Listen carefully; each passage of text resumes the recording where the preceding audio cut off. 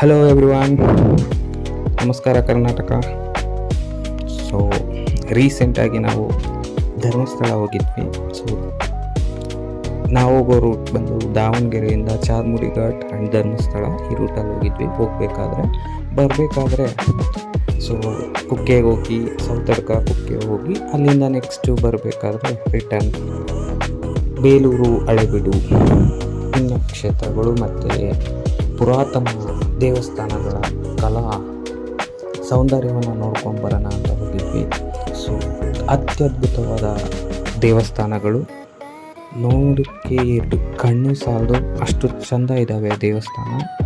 ಆ ಕಾಲದಲ್ಲಿ ಮಾಡಿರುವ ಕೆತ್ತನೆಗಳನ್ನು ನೋಡಿಬಿಟ್ರೆ ಎಂಥವ್ರಿಗಾದ್ರೂ ವಾವ್, ಅನ್ಬಿಲೀವೇಬಲ್ ಅನ್ನೋ ಥರನೇ ಇರೋದು. ನಿಮಗೆ ನಂಬೋಕ್ಕೂ ಆಗಲ್ಲ, ಈ ಥರ ಕೈಯಿಂದ ಕೆತ್ತನೆ ಮಾಡಿದ್ದಾರೆ. 100 ವರ್ಷಗಳ ಹಿಂದಿನ ಕಾಲದಲ್ಲಿ ಈ ಥರ ಕೆತ್ತನೆಗಳು ಇದ್ವಾ?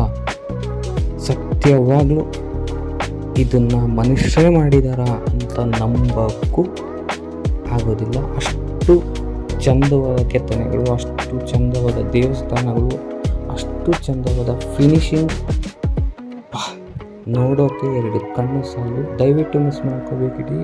ಕರ್ನಾಟಕದಲ್ಲಿರೋ ಪ್ರತಿಯೊಬ್ಬರು ನೋಡಿರ್ತಾರೆ ಆಲ್ರೆಡಿ. ನನಗೆ ಗೊತ್ತಿರೋ ಪ್ರಕಾರ ಆಲ್ಮೋಸ್ಟ್ 90% ಅಂತೂ ಆಲ್ಮೋಸ್ಟ್ ಎಲ್ಲರೂ ಹೋಗಿರ್ತಾರೆ. ತಾವು ಚೈಲ್ಡ್ಹುಡ್ಡಲ್ಲಿ ಸ್ಕೂಲ್ ಟ್ರಿಪ್ ಎಲ್ಲ ಕಡೆಯಿಂದ ಹೋಗಿರ್ತಾರೆ.